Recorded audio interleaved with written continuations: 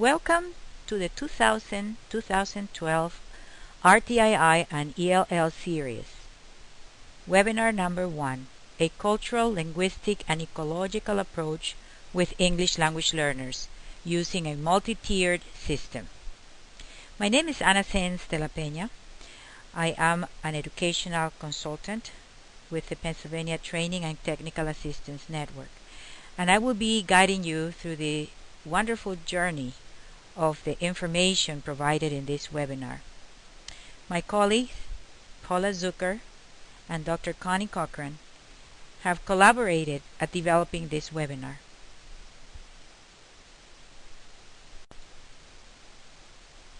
One feature of these 2011-2012 RTI and ELL's webinars is that it will provide information for the attendees, as well as provide handouts and other resources for trainers if they would like to use this webinar either during a session that they can have with their teachers.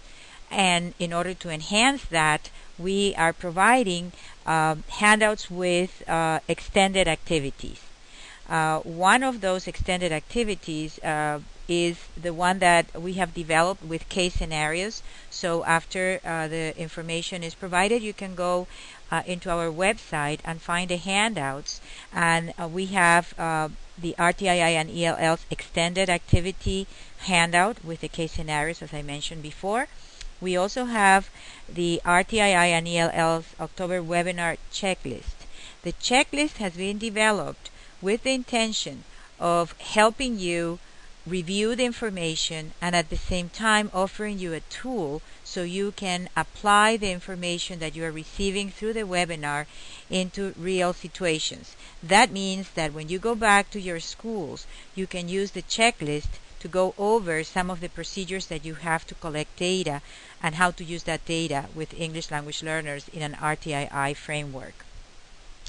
The checklist also helps for trainers. If they're going to use the case scenarios, they can use the checklist to provoke dialogue and have small group work in how to deal with the different students that are portrayed in those case scenarios. Together with those two important documents, we also have the PowerPoint that you are going to see throughout the webinar.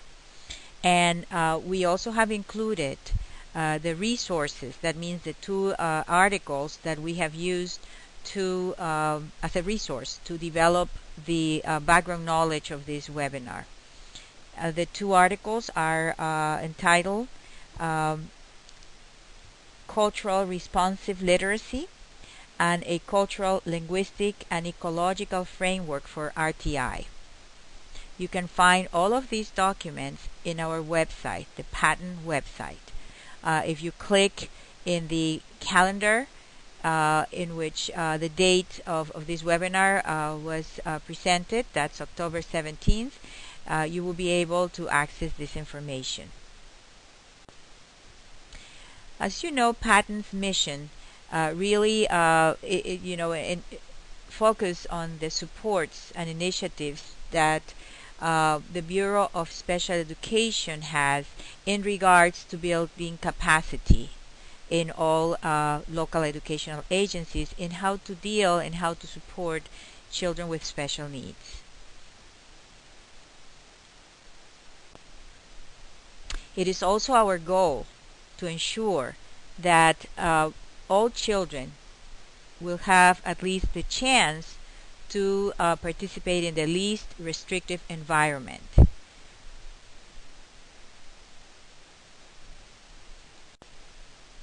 The outcomes of our webinar are very important, so you can target and somehow look for a way to identify these outcomes through that checklist that we have developed for you. The first important outcome is to help you understand the importance of collecting data about your English language learners that is going to be crucial for them to participate fully in an educational program. The other part of the outcomes also look for a way to make you reflect in what you have in place and what needs to be enhanced or changed in your school districts. A lot of consideration needs to be taken in those decisions that we make about the educational programs for ELLs. And with this webinar, our intention is to make you reflect in what you have in place and also what needs to change or what else do you need to be asking to students and parents.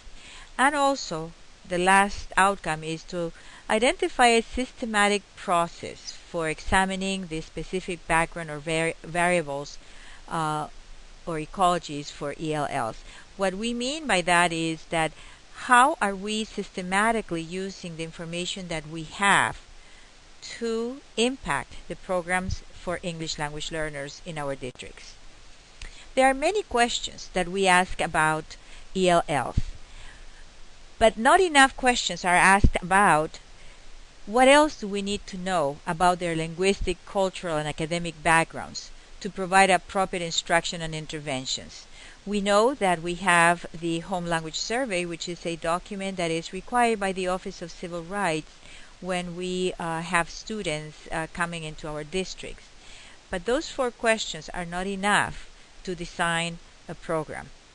We also know that we have information from the perspective of implementing the WIDA access test, which is the WAPT, which is a placement test for all prospective or candidates to be participants in an ESL program. That measures English language proficiency. But that information is important, but it's not the only information we need to have effective ESL programs. So now that we know that we have these questions, it's very important also to understand that once we have the information, then how is it shared? Who gets the information? Where does it go from that person?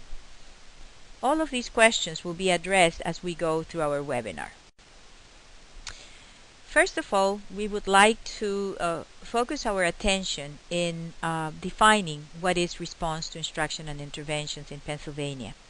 As we know, RTI, as it's known throughout the nation, is a framework that assists students, teachers, and parents to focus on the needs of the students and how to develop interventions so these gaps are closed before we make any kinds of decisions about referring students to special education assessment. So response to interventions integrates students' assessment and evidence-based instructional interventions. That word is very important. Evidence-based instructional interventions.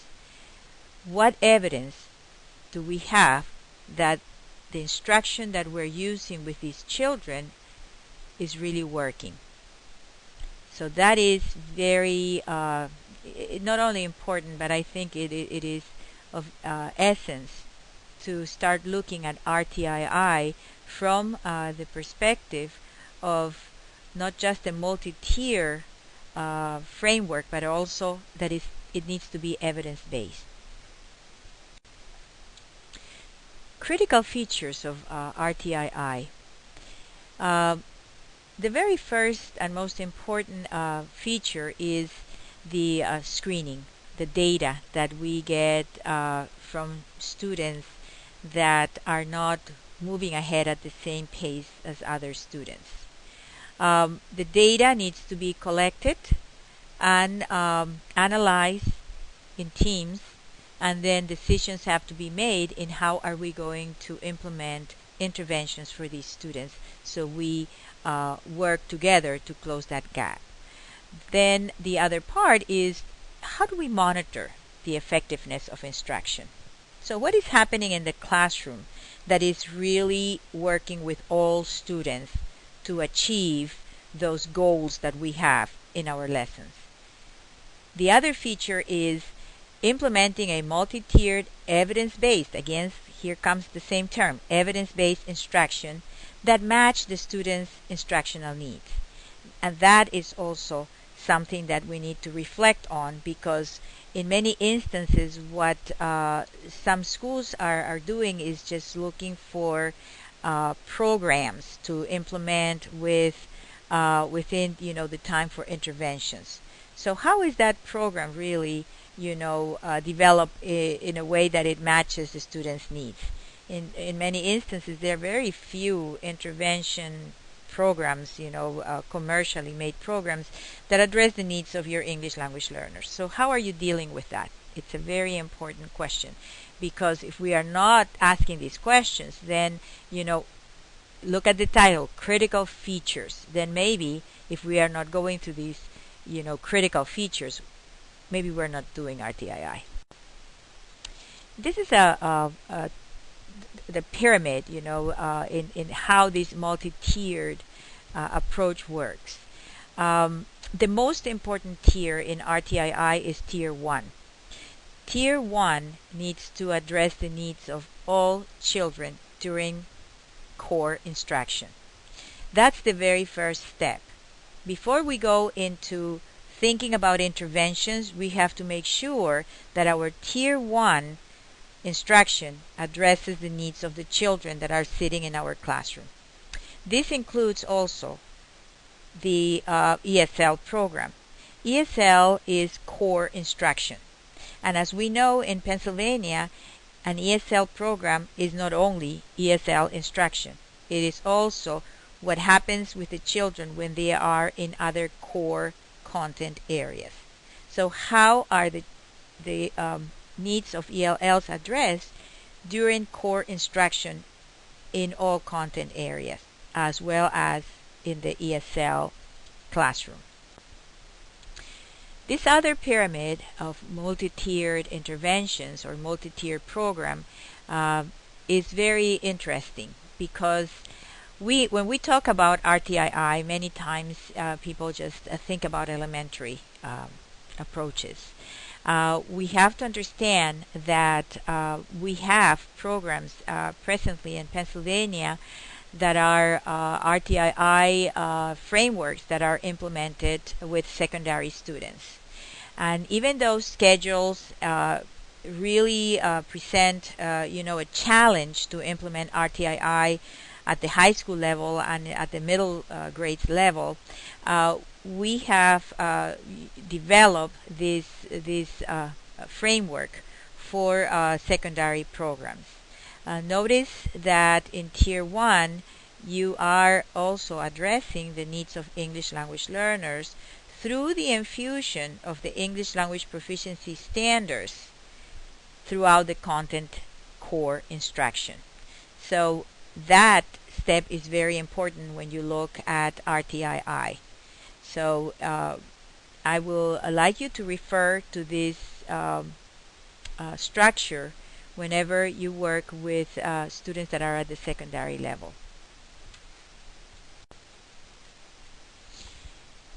Equity is very important when we talk about RTII.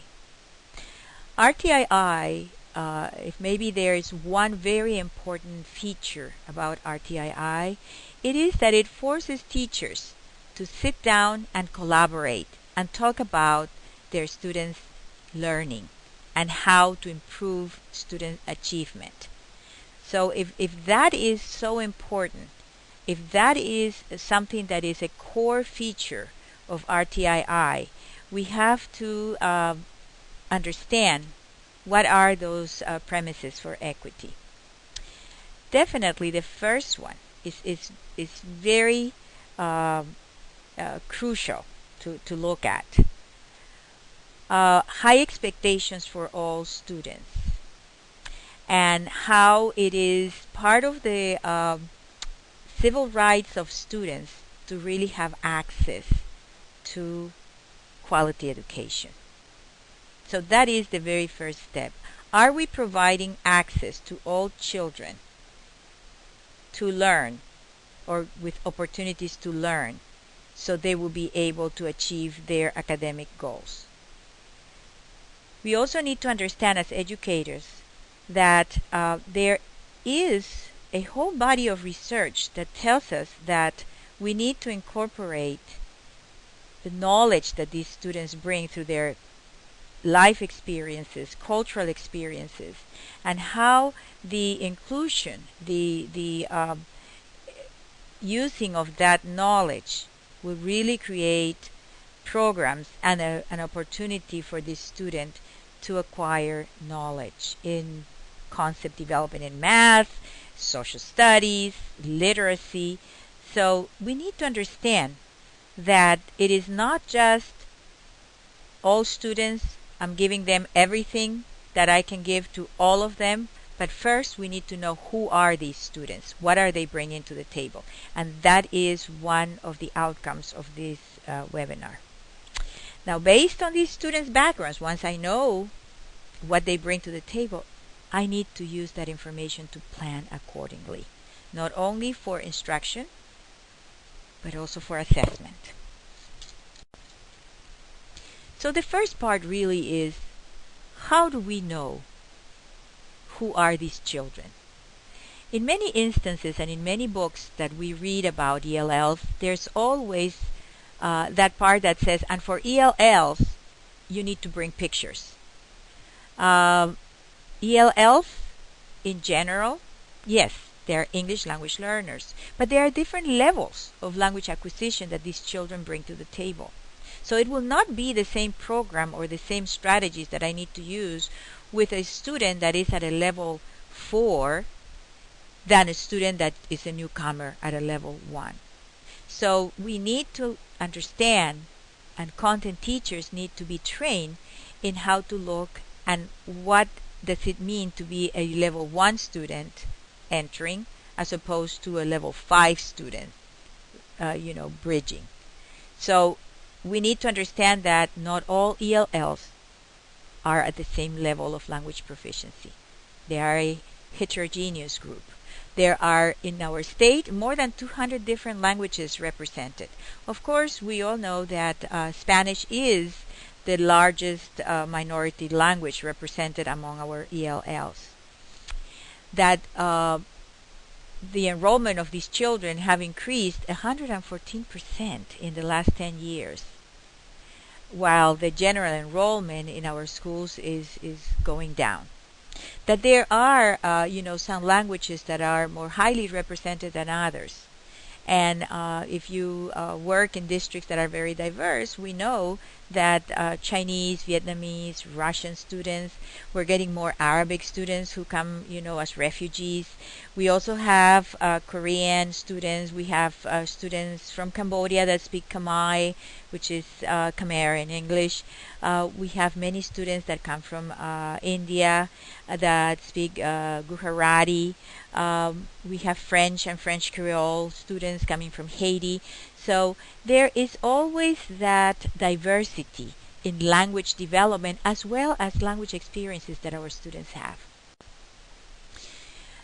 When we talk about linguistic backgrounds, and a good friend of mine, Dr. Aida Walke, has done a lot of research in the area of language development with adolescent ELLs.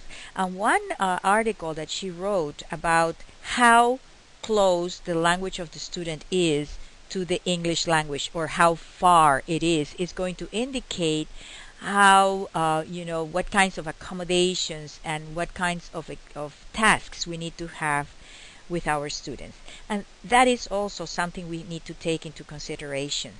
Somebody that speaks a Romance language, such as Spanish, Portuguese, French, or Italian, will have, less difficulty in understanding and producing some of the sounds of the English language and the semantics of the English language, as opposed to somebody that speaks Chinese or somebody that speaks Arabic.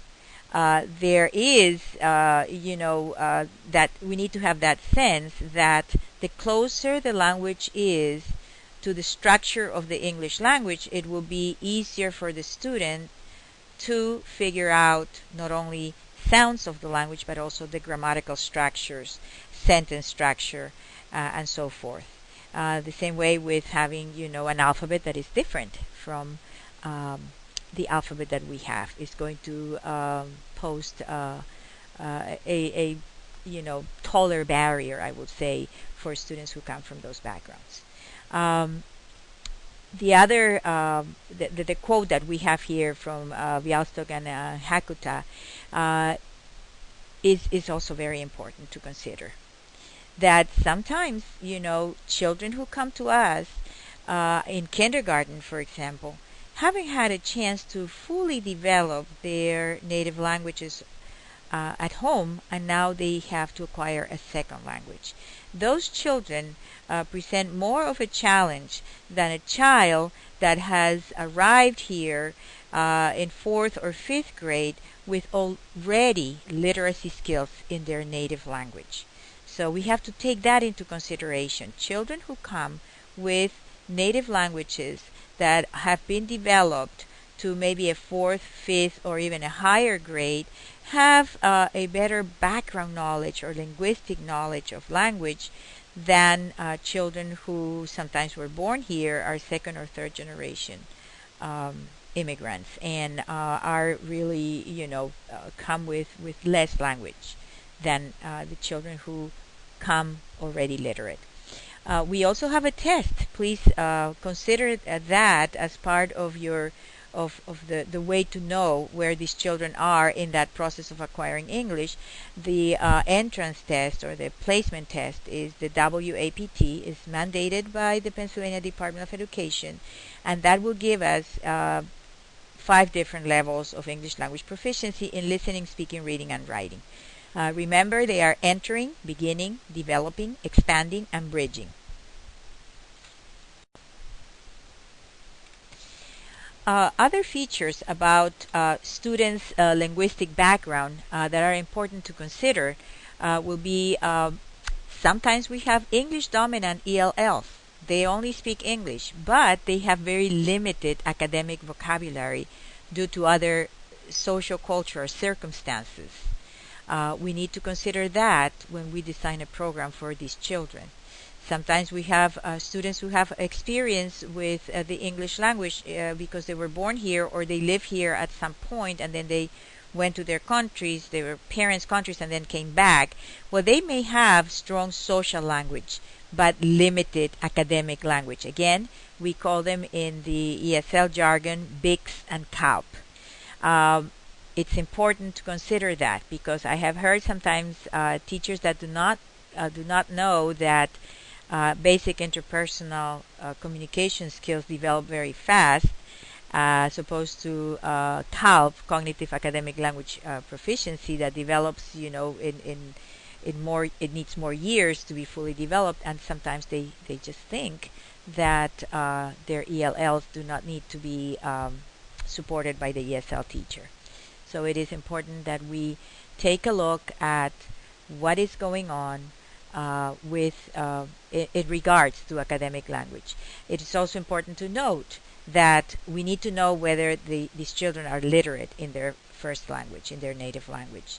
Another question that we need to ask, and I personally experienced this when I was working in a very diverse district, was that there are students who come from South America that speak indigenous languages. That means that not all students who come from South America speak Spanish as their native language. There might be students who come from rural areas in Central and South America that speak their indigenous languages. Like, for example, if somebody comes from Peru and lives in the mountain area in Peru, and speaks Spanish as their second language because their indigenous language might be Quechua. So let's not jump into conclusions that because the student comes from a country where Spanish is the dominant language, they are proficient in that language. Ask questions about that. It's important. It's part of what is going to help you make decisions about how to teach these children. The background experience, as we were saying before, how useful it is to know who are these children in regards of the experiences that they bring, experiences that might be life experiences, that might be school experiences, and that will help us really make decisions and understand sometimes the gaps that they have. Country of origin is important. More than 80% of ELLs are born in the USA. That is something to consider when we design programs for English language learners. Not all of them are newcomers. As we know, the statistics show that we have many ELLs who are second and third generation. And why are they in our programs? Because they have limited academic language proficiency. And that is why they are there, not because they don't speak English. In many instances, they have a very strong social language, but they do not have academic language. So think about how would your ESL program really be articulated when you have students who already have that social language but do not have academic language. What kinds of strategies would you use to develop academic language with these students? It is also important to note that there are several studies. Valdez and Figueroa did a very important study about the differences in language patterns when you are a newcomer as opposed when you are a second generation and a third generation ELL. It is also crucial that you know the immigration pattern of the student. There are many students who move back and forth from the mainland to the island, if in the case of the Dominican Republic or Puerto Rico, and then they come back. So if that is the case, children who maybe will come as newcomers, actually in quotes, newcomers in middle grades, might not be really newcomers because they could have been in this country during kindergarten, first and second grade, and then now they are coming back in 8th grade. Questions need to be asked about that. There is a study, the Risley study, Hart and Risley study, that considers the fact of students' deficiencies or gaps in oral language development when they start school due to the fact that they belong to low socioeconomic groups. We need to understand or consider that the Risley study is widely used to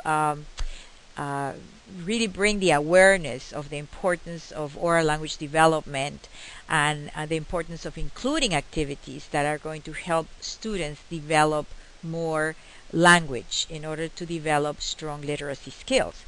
But we also need to understand that in the Hart and Risley study of 2005, there were no bilingual families included. There were not ELL families included. So ask questions to parents. Many times we will be assuming certain socioeconomic status for our students that maybe are not the ones that they really used to have in their countries. Many immigrants that are professionals, sometimes when they come to this country, if the parents do not speak English proficiently, they take jobs that might not reflect their cognitive abilities or their academic abilities. And the assumption is that maybe they do not have, education, when indeed in their countries they lived in a different socioeconomic group. And when they move here, they have to start from, from a lower kind of job because of the language barrier. So talk about that with parents when you meet them, and find out more about how to support the students and how to support them at home to develop strong skills. Parent interviews are crucial to get information about how do they feel about literacy development, and also the importance that they will give to either maintaining the language or not at home, and also how important it is that they talk to their children and to read at home. Even if it is in their native languages, it is also very beneficial for students to have that opportunity to develop more language. And native language is something that is going to help them. If they have a strong native language, it's going to help them to develop their second language better. Another feature of background experience, it will be, what kinds of environments these students live in when they live in their countries. It is very different, a student that comes from an urban environment than one that comes from a rural environment. There's also a difference in the kind of education that they get in many countries. Children who are raised in rural environments do not have the same opportunities to get full day education or even full year education as children who live in urban environments. The refugee experience also adds another layer to the academic development of these children. There are children who live in refugee camps for 2-3 years before they come to the United States, and the education that they get in these refugee camps are usually, very limited. You will have also students with limited formal schooling. That means students who are maybe 13, 14 years of age, and they have never been to school, or they have been to school only 1 year or 2 years. How do you develop a program for students who are at high school age or middle grade age when they have that tremendous gap? So those are some of the questions that you need to ask before you place students in your programs. Ask questions about the school year calendar. Not all schools throughout the world have the same schedules. I can tell you that, for example, in Peru, school starts in March and ends in December. So that poses, a challenge to place students. In what grade do we place them? Do we place them in the grade that they have completed already, or do we place them in the second semester of a grade that they haven't had a chance to experience? So those are the questions that you need to ask before you place students in your programs. And I already said that in some countries the school day is not the same as our school day here. In many instances, students go to school just in the morning or just in the afternoon, so their days are shorter. And it's not the same to have a third grader that has been in school in full days than a third grader that has been in school only half days. So these are some of the questions that you need to ask about their academic background. We have talked a lot about the linguistic and the background of the student. These are the questions that we posted at the beginning. So what do we need to know about their linguistic, cultural, and academic background to provide appropriate instruction and interventions? Are you using that information to make decisions about how are you going to either enhance or target your ESL program with your students? Now that if you know that information, is the ESL teacher the only person that needs to know this information? How do you share this information with other teachers? Who needs to be collecting the data, and who needs to be really on top of this data so it is appropriately used to support students? Who makes decision about these students? Is that the person that really has this information, or is it the decision just made by using maybe scores from DIBELS, or maybe scores from Access for ELLs or the WAPT? Are those the only important scores that we need to know? How do we set goals for our students? How do we know that our goals are realistic for them if we do not have this important information? In one of the articles that you will have as a handout, a cultural, linguistic, and ecological framework for response to intervention with English language learners, you will find this quote. And I think that, in closing this section, I think this summarizes the importance of asking questions in addition to your home language survey. The time spent in asking specific questions about a student's background will yield benefits in planning, assessment, and instruction. The formal and home literacy experiences of ELLs will also provide insights about their instructional needs. Important quote that we need to keep going back to it to know how to better or how to improve or enhance our programs. The same way we know our students, we need to know our programs. And with that, what we're going to analyze is that Tier 1 instruction for our ELLs.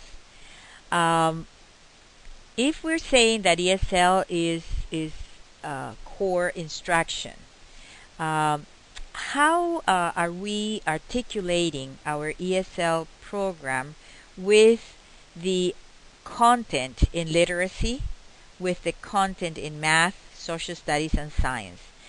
How are we collaborating with other teachers to develop a program that is more consistent and that is perceived as a way to support these students throughout the school day, not just with the ESL teacher?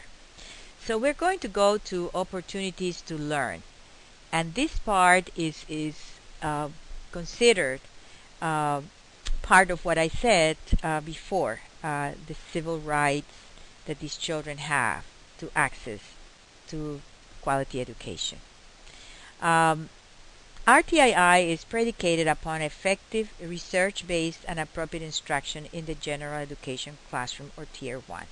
So are we addressing the needs of all children that are in that Tier 1? RTII also tells us that we need to deliver instruction that is scientifically validated with a high degree of fidelity to the curriculum. So if we look at our curricula for literacy, for ESL, and other content areas, how are we addressing the needs of the children who are ELLs within that curriculum? Do we have specific activities and tasks that bring the attention of that content teacher to the different levels that these children, or the different tasks that these children will have to perform according to their levels of English language proficiency? If we are doing that, then we are providing these children with opportunities to learn. If we are not doing that, then we are not providing equal access to education. There is a very, interesting and large growing or body of research, that talks about how to support English language learners in literacy development. And there's also, many studies that show us that in reality, it seems to be that ELLs are not really receiving appropriate literacy instruction. And that happens because in many instances, somehow, in some systems, school systems, the responsibility of teaching ELLs, especially, if we talk about in our state in Pennsylvania, when I talk to some district central office people or even principals, they always emphasize that it's the ESL teacher the one that is responsible for the instruction of these children, when indeed that is not true, because it is the ESL teacher is essential to support the development or the acquisition of English language in listening, speaking, reading, and writing areas. But it is the whole faculty, all of the teachers in the school who have ELLs, the ones that are responsible to help these children develop content knowledge. So how do we marry both? How do we marry the expertise of the ESL teacher and the expertise of the literacy teacher, of the reading specialists? How do we put those two together to work in collaboration so we really address the needs of these children in a more cohesive way? And that is something that we need to answer by providing professional development. Throughout the nation, we see that many teachers who have English language learners in their classrooms do not have or haven't had a chance to get a specific training in how to work with English language learners at different levels of English language development. So training and development of expertise within every school that has English language learners should be part of that overall plan of building capacity. Not only the ESL teacher needs to know how to teach ELLs, everybody in the school needs to be able to address these students' needs. And that is part of the general plan that we need to consider in schools that are exhibiting not a lot of success at teaching English language learners. When we look at those PSSA student groups, if we have ELLs who are not achieving standards, then the question has to go back and let's take a look at the professional development plan. Let's take a look at those root causes. Why is this happening? How come other schools with very similar populations are really making gains? So what do we need to do in order to improve that? Another barrier that we find within our state is a very large representation of English language learners in special education. With that, we're not trying to say that English language learners cannot have a need in, cannot have a deficiency or cannot have barriers, cognitive barriers to learn. English language learners, as well as any other child, may exhibit some difficulties if that is the case in cognition. They are not free of that. But at the same time, we need to understand that English language learners need to have opportunities to learn. That if the gap is created because we didn't develop programs that are going to support their literacy development and will be rigorous enough that the goal will be to help them achieve grade level standards, then we cannot go back and say that the student now has an achievement gap due to a deficiency in a cognitive process, when indeed it is either lack of rigorous instruction that created the gap, or on the other hand, it will be lack of experience with the language and strong ESL instruction that has created the gap. So as it says here on the slide, in many instances they are making people are making decisions to place students in special education without considering the fact that we need to have more information about second language acquisition. We need to have more information about the background knowledge of the student, about and compare that student to peers who have come almost at the same time, who have experienced the same difficulties, but they have overcome those difficulties. So lots of data needs to be collected before we make decisions about eligibility of ELLs to be tested for special education. And that is what is bringing us back to RTII and how important that is. Everything really boils down to opportunity to learn. We have to really look at RTII as a way to, or as a promise for us educators in the ESL field to provide these ELLs with opportunities to learn and with the right interventions without and to collect data. So we will not be making these decisions just based in comparisons of tests developed for native speakers, in which ELLs, because of their language barrier, will probably get lower scores.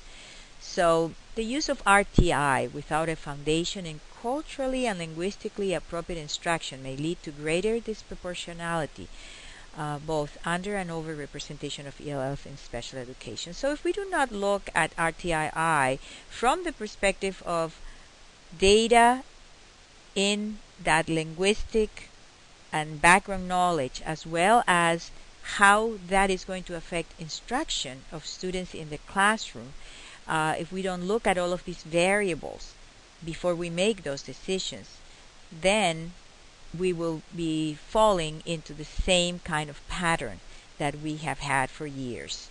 And that is, referring or, having more and more ELLs represented in special education. So we have talked about who are our students and the importance of knowing our programs. So what needs to happen? What do we need to do to ensure that RTII as a framework will address the needs of these children? What do we need to do? And we're going to look at that. First of all, we need to have a systematic process for examining the specific background variables or ecologies of ELLs that impact academic achievement in a U.S. classroom. What that means is that we need to have a process in place. We need to have procedures in place, and not just procedures that change from one year to the other or that only one teacher knows about, but something in writing. All coordinators of ESL programs, as well as sometimes it is only the ESL teacher that is supposed to be coordinating the whole program, because she is the program according to the word around the school, but in reality the program is the instruction that happens in ESL as well as in the classrooms. But what we need to have is something in writing that needs to be shared with everybody else in the school system. A handbook that shows procedures for all of the different features that we have said are important data that we need to collect. A process and a person that is going to share that experience. We need to look at grading, who's going to be doing the grading, who's going, how are we going to grade? Don't forget that grading is part of that systematic process. And grading of ELLs, it boils down to local decisions. So try to address that before the school year starts and have it in writing, or if you haven't done that, you need to start looking into that, because report cards are coming, and I always get phone calls from districts asking me about grading of ELLs just 1 week before report cards need to be out. So we have to be proactive, and that's why we need to have a systematic process for examining the specific backgrounds of these children, as well as what happens during the school year. So these are the features we talked about. These are the important parts of that process. Who's collecting this data, and where is that systematic process for examining this data to make decisions? So that's the first thing that needs to happen. Second, once we have all of that information, let's take a look at our programs and see what is happening in the classroom. Is the classroom really the context or the environment in which these children will be able to learn? What are some of these factors that are going to influence the success of this child? Are we looking at what is happening in the classroom as a way to address their needs? Now we know the data, so how are we addressing the needs of these children? Do we have culturally responsive instruction happening in our classrooms? When we talk about culturally responsive, we're talking about our teachers really connecting with the students in order to teach new concepts. How are we using the experiences of these children to develop programs that are going to work with them? How are we promoting collaboration between the ESL teacher and the content teachers? And how is the principal, as the administrator, making sure that this is happening in the classrooms? that there is time for collaboration, that all the information that is provided is really reflected in how these teachers are teaching. Administrators need to include as part of their walkthroughs something in relation to the teachers are addressing the needs of all students by doing ABC. And in those ABC, you need to include by providing culturally responsive classroom and connecting with the experiences that these children bring to the table. Information is important, as we know, but it's not only the information that our students bring to us, report cards from their countries, interviews with parents, the English language proficiency level, whether they are literate in their language or not, but also we gather information constantly. Every day we get new information about these children as we teach them. So how are we using formal and informal assessments to gather information now during the school day to make these decisions about RTI, about interventions, about how to improve the classroom environment or the classroom instruction in Tier 1. Are these assessment tools valid and reliable for ELLs? In many instances, what I have heard is sometimes that they use only one assessment. Most of the time, in elementary grades, DIBELS, to make decisions about tier placement. We have to understand that when we talk about universal screening in RTII, we are not talking about one test. We're talking about everybody gets assessed. That's universal screening. But it doesn't mean that it's only with one assessment, and it doesn't mean that it has to be only that assessment. You need to use other assessments to also support tier movement and instruction during tier 2 or tier 3 interventions. Okay, so that is important. Are we using WAPT and access scores as part of the discussion to make decisions? How are we using also the English language proficiency standards to develop instruction and assessment? All teachers who have ELLs need to know the English language proficiency standards, and you can access them at our SAS portal.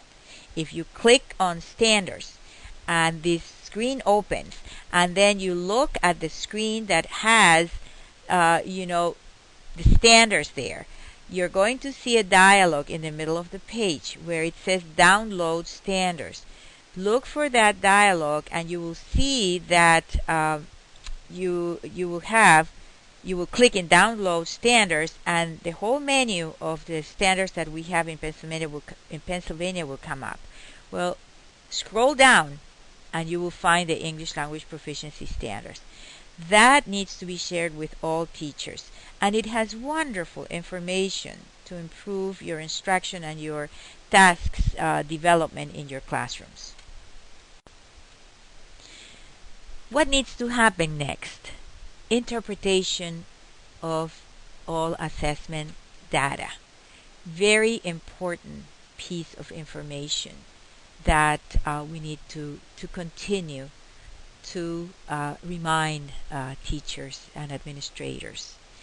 Data needs to be interpreted in a fashion that is going to bring more information to improve our programs. In many instances, sometimes we don't have all the data that is required to make these decisions, specifically about ELLs. It is amazing to see that even though access for ELLs have been part of our PSSA or Pennsylvania assessment system for the last 5 years as part of the No Child Left Behind. The same way we have PSSA, we have access for ELLs. And they are both part of the No Child Left Behind accountability measures. Even though that is very important, there's many people that still do not use access for ELLs data to make decisions about ELLs. They still do not know what it is. They still do not understand why we need to implement that assessment that is proof of yearly growth. That the same way we have AYP, we also have AMAOs, Annual Measurable Achievement Objectives. And those are just as important and as crucial as AYP. That there are districts that presently have to develop improvement plans because their ELLs are not meeting annual measurable achievement objectives. So if we know all of that, why we do not have at the table people who are knowledgeable about second language acquisition, knowledgeable about the assessments that are effective to bring to the table to make decisions about ELLs. We need to have ESL teachers as part of your data team, as part of the teams that make decisions about ELLs. We need to have reading teachers, reading specialists, understanding what are the levels of English language development. So that conversation, that collaboration will be definitely, equitable for our English language learners. This is also a quote from the article that we cited before.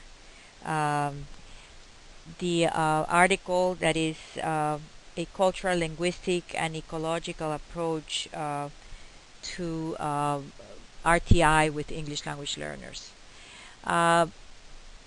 It's important that we go back to this quote. Regardless of the tools for screening and progress monitoring used and within an RTI model with ELLs, these tools' effectiveness will depend significantly on the ability of educators to develop a level of expertise and proficiency in their use, along with skill in investigating each child's experiential, linguistic, and cultural background.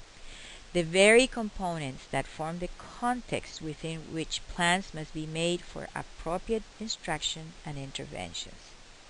In short words, we can have all kinds of assessment tools to help us make decisions about native speakers. But if we are using these tools with English language learners and we are making decisions about English language learners without including tools that have been, normed or validated for ELLs, we will be almost like shooting in the dark because we will not be able to help these children achieve. And then the RTI framework will not be implemented with consistency, number one, but more so with equity. We need to take into consideration that factors such as first and second language acquisition, methods and programs for instruction in the native language, the interaction between linguistic, cognitive, and academic development are all areas to be mastered so that evaluation of ELLs, whether via screening or progress monitoring, can be applied equitably and appropriately. If we are not using not only tools, but if we do not have that background knowledge about these variables of first and second language acquisition, if we do not know how to evaluate whether these children are making progress, then we are not implementing RTI appropriately. In 2004, Kowalewski and Fraze wrote or developed a very important study that they presented in the National Center on Response to Interventions, and they refer particularly to language minority students, and they consider RTI as having potential benefits for our ELLs. But the red section of this quote really shows us the importance of this implementation to be equitable for our ELLs, because if RTI is to fulfill this promise, it will be necessary to provide a firm grounding in how language and culture interact with education and cognition to produce the development and growth and high achievement desire for ELLs. So we have to look again. What are the tools that we're using? What data are we collecting? Who's making those decisions? How are we measuring whether the decision that we made for interventions is really effective? How are we progress monitoring? How are we collaborating to make this happen? From a cultural, linguistic, and ecological framework for response to interventions with English language learners comes our last quote here. Our future rests on the promise of the next generation. Accordingly, we must develop the capacity to respond to an increasingly diverse student population and ensure that these and all children develop to their fullest potential. By building on the cultural wisdom and linguistic knowledge students bring with them, we can help all children succeed. And again, RTII can bring wonderful, wonderful things for, or wonderful opportunities to learn for our English language learners. But it all depends in how, who, why, and the monitoring of this process that is going to bring the results that we want to see. The resources that we have listed here will provide you with many good information as well as strategies and more information about how to support English language learners in a multi-tiered framework. Please visit these places frequently. As educators, we need to keep up-to-date information in how to work with English language learners and their families. It is our responsibility as educators to continue researching, reading, and learning more, so we will be providing in our practice programs that will help all children achieve. Thank you for visiting our website and listening to this webinar. We will continue to support English language learners within the RTII framework, and we will continue with our series this year. We have 9 webinars that we will be presenting. Our next one will be November 10th, and I hope that you can join us. If you would like to send us questions or comments about this webinar, my contact information is on the screen. And again, my name is Ana Sens de la Peña. I am an educational consultant with the Pennsylvania Training and Technical Assistance Network within the RTII initiative. I oversee English language learners. So if you have any questions in regards to the webinar, or you would like to learn more about what other training opportunities there are, please email me. You can also email Dr. Connie Cochran or Paula Zucker. They both work with me as RTII and ESL technical assistance facilitators. And I would like to thank you again.